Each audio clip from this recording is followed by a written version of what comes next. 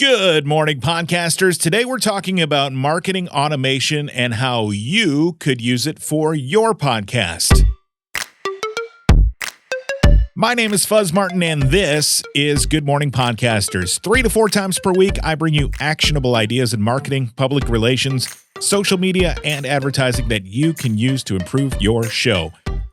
And of course, on every Saturday morning, Jeff Townsend of Jeff Townsend Media joins me on this feed to talk about things that we find difficult with podcasting on a show we call Podcasting Sucks.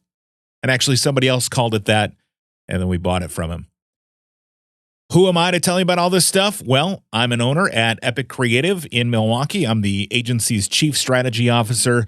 I also used to be a radio morning show host and program director.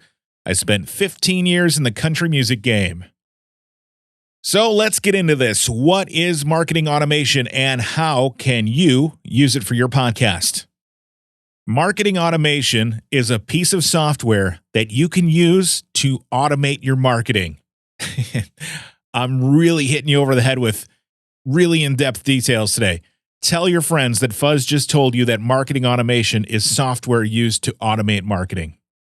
But seriously, it's software that can take your listeners' actions. Let's say they fill out the contact form on your website, and then the software uses that action as a trigger to do things automatically, like send an email, notify the podcast host, create a calendar invite, segment listeners into different lists depending on what their preferences are, A/B test an email headline or a call to action, personalize your emails, or even help you determine what kind of content you should be creating next. So what are the benefits of marketing automation for podcasters? Well, the possibilities of marketing automation are endless, but here are 3 quick ways you could use marketing automation software that could make your life easier and your listeners' experiences more engaging. Let's say someone signs up for your newsletter.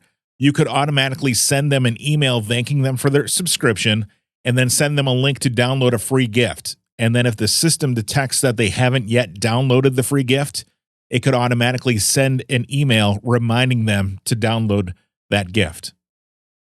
Let's say you have a bigger show that gets a lot of feedback from listeners and it becomes overwhelming for one person manning the inbox. You could set up the automation to send the listener's feedback to a different person on your team depending on the subject of their email. So let's say you could send guest requests to the person in charge of booking. You could send feedback to the host. You could send technical issues to the person in charge of your website, all without having to hit the forward button. And another way is if you produce all of the episodes in your season at one time. Let's say you have a serial style podcast or a short run podcast that's highly produced. You could pre-write and pre-produce all of your emails announcing the release of the next episode and then drip them each out to your subscribers on the day that new episode comes out so that you don't have to take care of that each week. It will automatically happen for you. Again, the possibilities for marketing automation are nearly endless. So where do you start? Well, marketing automation runs the gamut from mostly affordable to ungodly expensive, depending on what you're getting into. The most popular marketing automation platforms out there right now, of course, are HubSpot, Pardot, also Salesforce Marketing Cloud, which is kind of tied into Pardot right now. MailChimp's customer journeys, Keep, which is KEAP. You may have heard that on some podcast ads, or you might be running those podcast ads yourself. Marketo, which is owned by Adobe, and SharpSpring, which is owned by Constant Contact. Most podcasters are only going to use a plan like HubSpot or MailChimp. These platforms start pretty low. MailChimp's standard plan, which I believe is the lowest, starts at $17 per month. And the HubSpot starter plan is starting at $49 per month. However, they jump up pretty high pretty quickly. MailChimp goes from $17 a month to $60 a month when you get above 500 contacts. HubSpot jumps from $49 a month to $90 a month when you get above the first 1,000 contacts.